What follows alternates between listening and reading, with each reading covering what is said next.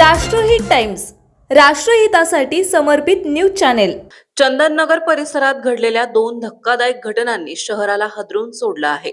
अल्पवयीन मुलींना प्रेम आणि लग्नाचं आमिष दाखवत त्यांच्यावर अत्याचार केल्याचं समोर आलंय।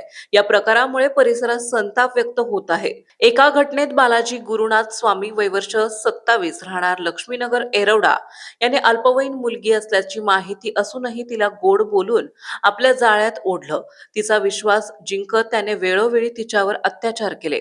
हा प्रकार समोर आल्यानंतर मुलीच्या आईने जाब विचारला असता आरोपी थेट त्यांच्या घरातच घुसला आणि आई वडिलांना जीवे मारण्याची धमकी दिली असा आरोप करण्यात आलाय।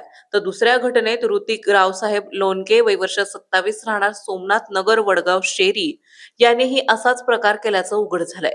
त्याने अल्पवयीन मुलीला लग्नाचं आमिष दाखवलं आणि तिच्यावर अत्याचार केला।